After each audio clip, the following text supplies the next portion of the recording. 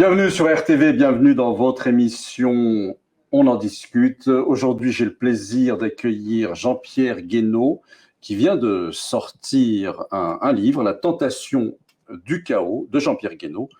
Et justement, alors, notre thématique aujourd'hui, j'ai voulu qu'on parle, Jean-Pierre, de la présence de soldats qui n'étaient peut-être pas des soldats au départ, mais qui le sont devenus, originaires d'Afrique du Nord et d'Afrique de l'Ouest, dans l'armée française pendant les deux conflits mondiaux, la Première Guerre mondiale et la Seconde Guerre mondiale. La première question que je voulais vous poser, c'est est-ce que c'est un mythe? Est-ce que c'est quelque chose qui relève de l'imaginaire, qu'on a peut-être tendance, pour des raisons idéologiques, à mettre en avant ou à cacher? Enfin, il y a peut-être un combat à ce niveau-là. Ou est-ce que c'est une réalité historique? C'est une réalité historique. Chaque Français et la République qui nous englobe a une dette envers ces indigènes qu'on a regroupés sous le nom de tirailleurs sénégalais, parce que ces régiments ont d'abord été créés au Sénégal par Louis Faidherbe en 1857, à l'aurore de la colonisation. Et quand on voit le sacrifice qui a été celui des 500 000 combattants mobilisés en Afrique du Nord, pendant la Première Guerre mondiale, et des 170 000, 200 000 combattants mobilisés pendant la Seconde, et quand on voit ce qu'ont été les pertes, 30 000 indigènes morts en 14-18, et pendant une période terrible, des 17 000 qui sont tués début 1940, parce que contrairement à ce qu'on dit, les Français se sont battus, et le début de la guerre a été en pourcentage presque aussi sanglant que le début de la guerre de 14. Ça a duré beaucoup moins longtemps, évidemment, ça n'est pas comparable. Donc nous avons tous une dette vis-à-vis des Maghrébins, vis-à-vis des Africains, qui ont donné leur vie pour la République française pendant ces... Donc, c'est pas un mythe, parce qu'on a tendance à ne pas entendre, justement, ou à être timide à le dire, dans ce climat parfois qui est envahi par des discours d'ultranationalistes, que non, il ne s'est rien passé, il n'y a pas eu il n'y a pas eu de sacrifice, finalement. C'est d'autant plus vrai que les cadavres sont restés dans le placard. C'est-à-dire que la République française, jusqu'à ce que François Hollande soit président de la République, avait toujours été dans le déni et n'avait jamais tenu ses engagements vis-à-vis de ses troupes. Quels étaient ces engagements? Eh bien, ces engagements, c'était de les traiter comme des combattants, et donc ultérieurement comme des anciens combattants normaux. L'entre-deux-guerres a été piteuse parce qu'on s'est mis à dissoudre ces régiments pour ne pas avoir à entretenir les soldats qui les composaient, et on a très fortement incité les fameux indigènes, les tirailleurs sénégalais, qu'ils soient d'Afrique de l'Ouest ou d'Afrique du Nord, à rentrer dans leur pénate, à retourner dans leur pénate, ce qui évitait d'avoir à les entretenir, à les payer, à payer ce qu'on devait leur payer. Non seulement ils n'avaient pas été payés de leur salaire, dans bien des cas, il y avait du retard, il y avait de l'encours, mais en plus, après, quand ils vieillissent, il y a des devoirs. Or, ils sont restés là des boucs émissaires, c'est-à-dire qu'on était heureux de les envoyer au casse-pipe quand le désir s'en faisait sentir. Donc, pendant l'entre-deux-guerres, on les néglige, et puis d'un seul coup, panique à bord, on met le couvert. Donc, à nouveau, on recrute. Alors, les recrutements ne sont pas nets, parce qu'au départ, c'est sur la base du volontariat. Après, on ne demande plus aux gens leur avis, on les réquisitionne. C'est-à-dire, ils n'ont pas ce sont des rafles. En quelque sorte. On débarque dans un village avec la complicité de certains autochtones, mais c'est comme ça qu'une partie du commerce triangulaire a aussi fonctionné avec des souverains qui revendaient une partie des populations locales qui les gênaient. C'est-à-dire que tous les hommes en âge de combattre, on les prend et on leur donne pas le choix. Et puis si jamais ils ne répondent pas, il y a des sanctions immédiates. Mais quel est leur statut? Le statut, c'est qu'ils sont enrôlés de force. Donc après, alors le problème est que... Et puis alors, On donne à penser que ce sont des mercenaires quand on veut les discréditer, ce qui est totalement faux.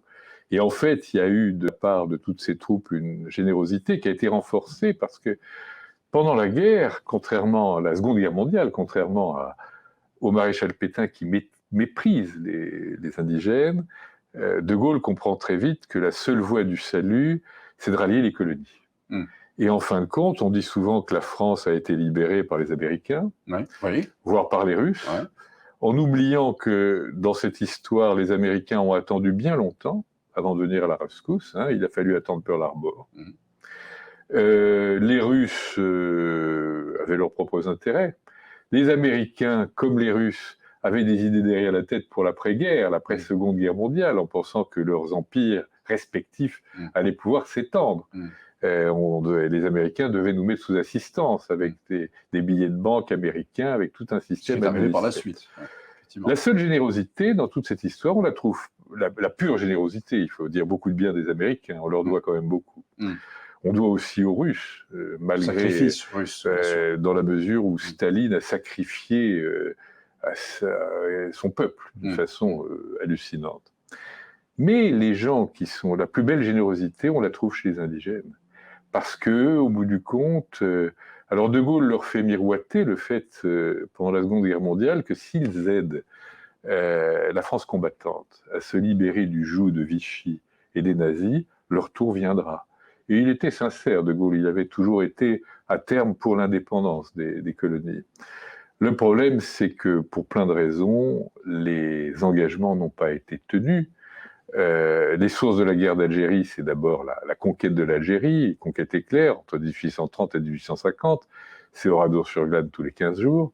Ensuite, ce sont les révoltes légitimes, mais réprimées dans le sang, Sétif, Guelma et compagnie, au lendemain à l'aurore de la paix, en 1945. Et puis alors, il y a des choses qui sont méconnues. Par exemple, le 1er décembre 1944, il y a un camp où on a regroupé les tirailleurs sénégalais, il y a toutes sortes de gens parmi eux, pas seulement des Sénégalais, qui ont survécu au camp nazi, au camp de prisonniers nazis. Et là, c'était pas facile parce que les nazis détestaient les Sénégalais, comme les Allemands les détestaient déjà pendant la Première Guerre mondiale. Et très souvent, on fusillait des gens, on les torturait, on se livrait sur eux à des expériences médicales monstrueuses. Et donc, tout un tas de Sénégalais avaient été, en sortant des camps de prisonniers allemands, les soldats français avaient été envoyés au camp de Tiaroua, près de Dakar, où on avait regroupé 1200 tirailleurs sénégalais, 1200 combattants indigènes, qui avaient survécu par miracle au camp allemand. Pour la plupart, donc anciens prisonniers des Allemands, ils réclamaient tout simplement, et depuis des mois, le paiement de leurs indemnités de démobilisation et leurs pensions. C'est-à-dire qu'ils ne réclamaient rien d'autre que ce qui leur était dû et ce qui leur avait été promis. Les gendarmes français ont ouvert le feu devant une manifestation qui n'était pas violente. Il y a eu 35 morts. Si on prend le chiffre officiel donné par l'ancien président français François Hollande, en fait, plusieurs centaines de victimes, suivant les hypothèses et les révélations de certains historiens. Ça, c'est totalement monstrueux et c'est totalement inconnu. C'est totalement inconnu, j'allais vous le dire. On est au courant du sacrifice des supplétifs après la guerre d'Indochine, après la guerre d'Algérie des harkis, mais ça, ces gens qui ont donné leur vie, qui avaient survécu au bagne allemand, eh ben certains n'ont pas survécu à un comportement de la République à leur égard qui a été totalement révoltant. Alors, ça c'est pour l'histoire, même si j'en ai pas fini. Mais est-ce qu'on peut dire que c'est un peu le même procédé, Première Guerre mondiale, Seconde Guerre mondiale? Oui, d'une certaine façon, quand ça chauffe, quand il y a le feu, eh bien, ces troupes qui sont des troupes d'élite, de gens courageux, de gens athlétiques, de gens généreux, qui s'exposent. On ne les a pas plus envoyés au charbon que d'autres, mais il y a eu pas mal de pertes parce qu'ils y allaient franchement. Ils ne ménageaient pas leurs efforts et leur courage, et on avait affaire à des gens très très courageux. D'autant plus que souvent les officiers restaient européens, et donc les soldats de base restaient ces indigènes, ces tirailleurs, et on sait que dans l'action, pour des gens qui sont des tirailleurs, c'est l'infanterie, Ouais. bah, celui qui est exposé, Ouais. c'est celui qui est sur le terrain, c'est ouais. pas celui qui est à l'état-major. Ouais. Mais alors, voilà pour l'histoire, mais pourquoi? Alors aujourd'hui, quand même, il y a, voilà, de l'eau est passée sous les ponts, comme dirait l'autre. Pourquoi il y a encore cette gêne, enfin, on parle souvent de la question de l'intégration, de problèmes de l'intégration, d'intégration peu ou pas réussie. Enfin, voilà ce qu'on peut entendre ça et là.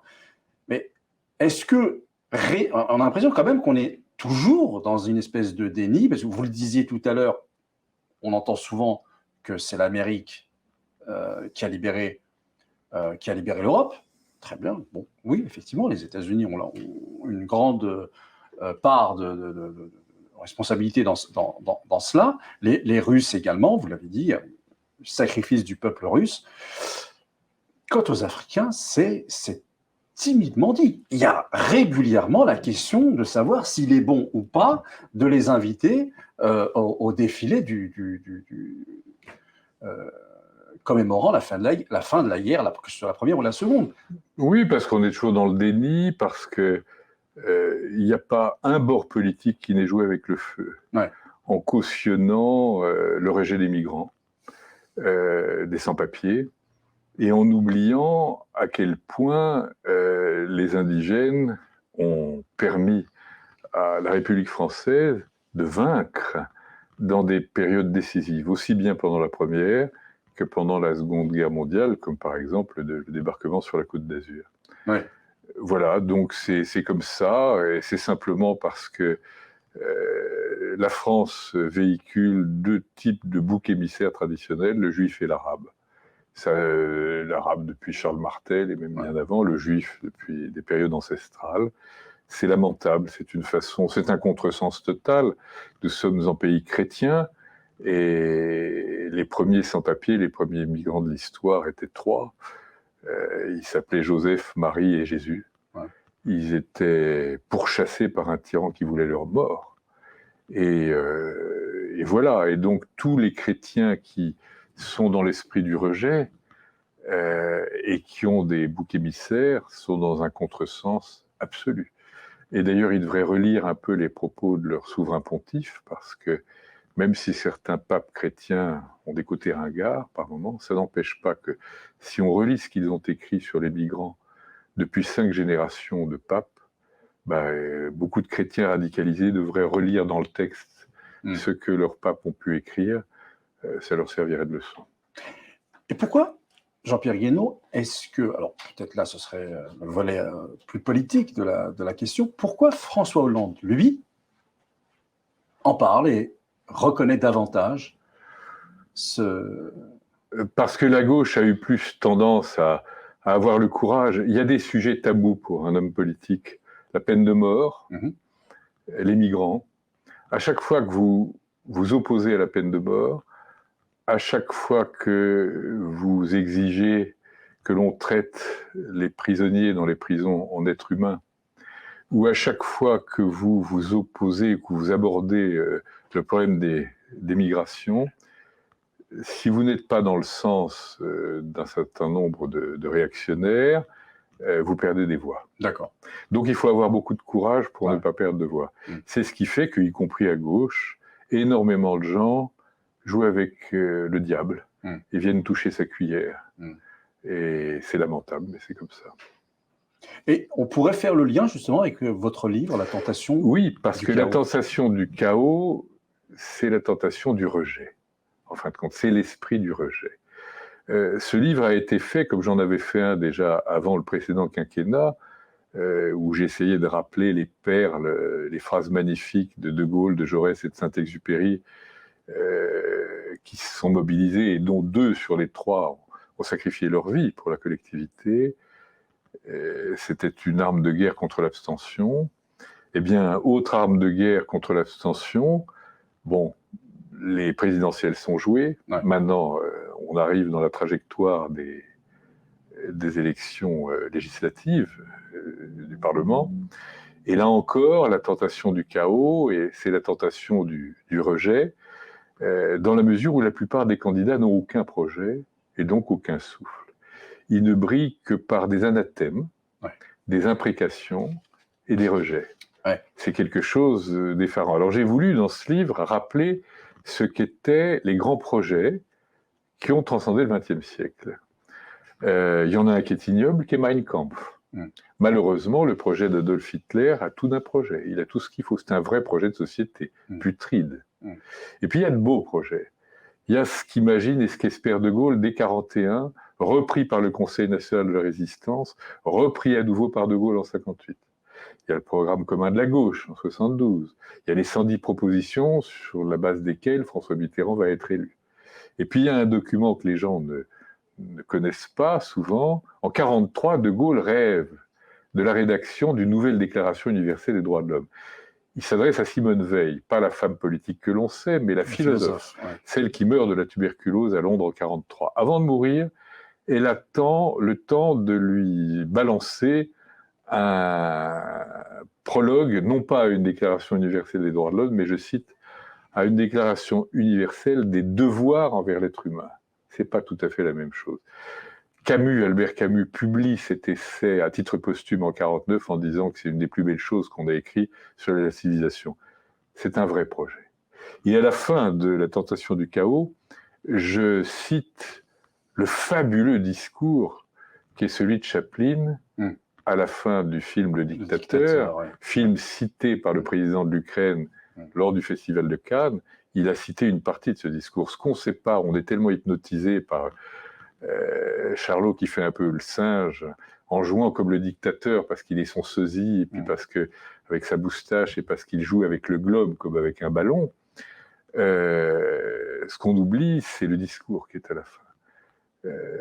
Charlie Chaplin a mis des mois à l'écrire. Le discours est admirable. Oui. Admirable. Et c'est quelqu'un qui est en position de pouvoir prendre le pouvoir et qui dit pourquoi il refuse le pouvoir. Ce qui pourrit actuellement l'atmosphère politique et ce qui favorise la tentation du chaos, c'est-à-dire les gens qui finissent par choisir des solutions extrêmes en disant « je n'aime pas un tel, mais je vais voter pour lui parce que je vais donner un grand coup de pied dans la fourmilière », c'est la foire aux égaux. Nous sommes dans la société de tout à l'égaux. Il n'y a pas un parti qui ne soit pulvérisé par la guerre des moi, la guerre des égaux.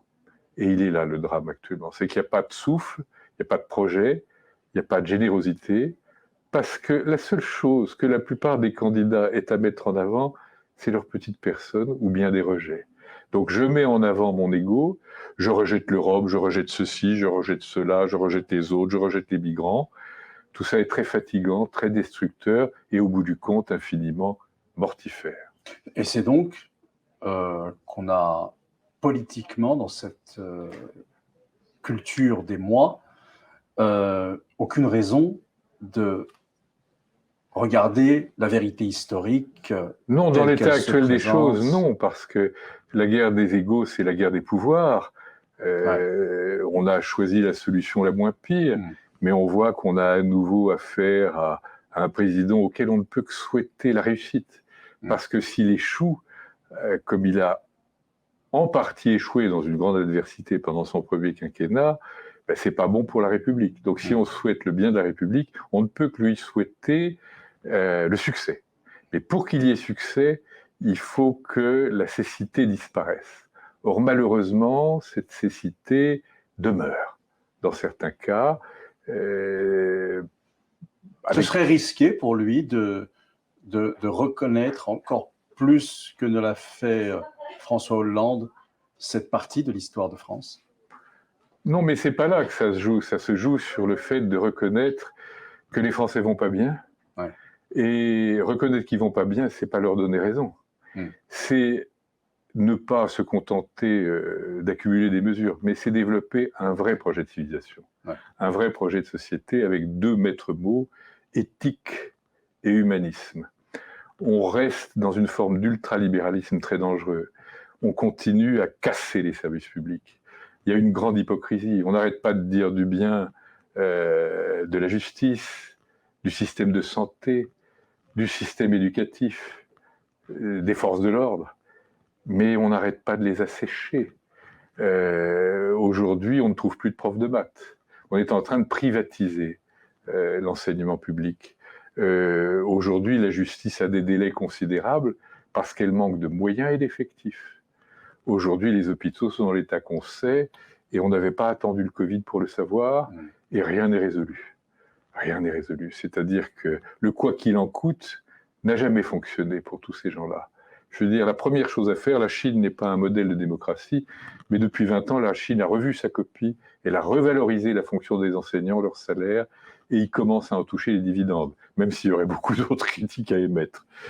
En France, on ne sortira jamais du gouffre tant que on n'accordera pas un salaire décent aux enseignants, aux soignants, aux magistrats et aux policiers. Et qu'on ne regardera pas la rive sud autrement qu'elle n'a Alors ça, été. c'est un autre problème. Ouais. Le projet que certains Justement, parce que vous rejettent, parliez c'est de le projet européen. Ouais, ouais. Là encore, on n'est pas dans le rejet, on est dans l'intégration, dans l'union. C'est le moment ou jamais de se différencier de l'OTAN, parce que c'est pas la même chose. D'ailleurs, je pense que ce projet européen gêne Poutine et gêne aussi les Américains et gêne un peu les Anglais, tous les gens qui sont à la tête d'empires défaillants et finissants et qui sont en train de trépasser.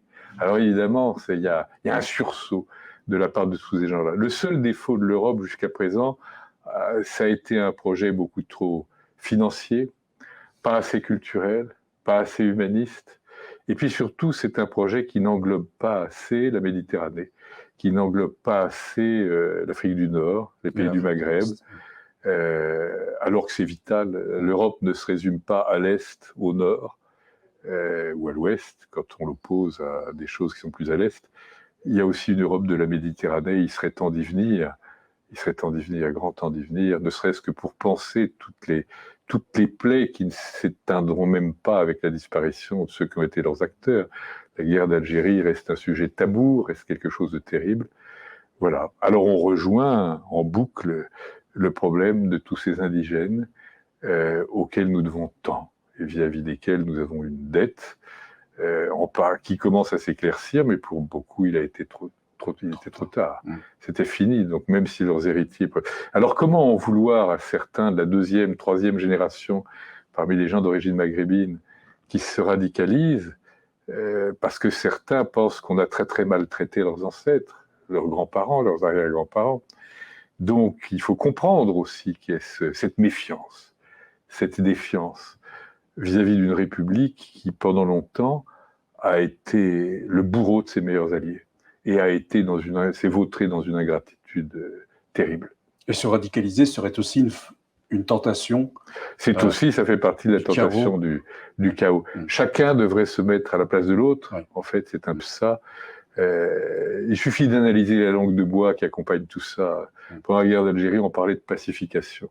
Chaque fois des mots, c'est ce que fait Poutine à nouveau. Oui. Et puis alors, ce qui est étonnant, c'est qu'on vit dans un pays où il y a toujours... d'abord, je pense, 30% de gens très réactionnaires. C'était déjà le cas sous Pétain. Pétain, d'une certaine façon, c'est le premier Brexit. C'était un Brexit entre 40 et 44. C'était rien d'autre qu'un Brexit. Pétain, l'anti-républicain, et on a édulcoré tout ça. Et il y a aujourd'hui des gens qui osent penser qu'on pousse Poutine dans ses derniers retranchements, que nous avons une part de responsabilité dans ce qui se passe, alors que ce qui se passe est accablant. On trouve le moyen de trouver des excuses à la conduite de Poutine, qui n'a rien à voir avec le peuple russe. C'est un dictateur. Et les gens qui contestent sa tyrannie sont envoyés dans les goulags. Ça n'a jamais cessé. Et c'est pas d'hier. On a découvert l'eau chaude. L'Ukraine, ça a commencé en 2014. Et il y avait des choses de Poutine bien avant. Et nous avons un président qui, avant de vilipender Poutine ou de dialoguer avec lui, a voulu s'en rapprocher, contre l'avis du Quai d'Orsay, parce que nos diplomates voient clair. Et actuellement, on a cassé la préfectorale, on est en train de vouloir casser le Quai d'Orsay. Tous les contre-pouvoirs sont cassés. On a cassé le commissariat au plan, on l'a transformé en un machin. Il y a des velléités pour casser la Cour des comptes, c'est très grave. On a besoin en France de contre-pouvoirs structurés, républicains, c'est vital. Voilà. Et donc, on ne peut pas continuer à nier cette dette que nous avons envers les indigènes.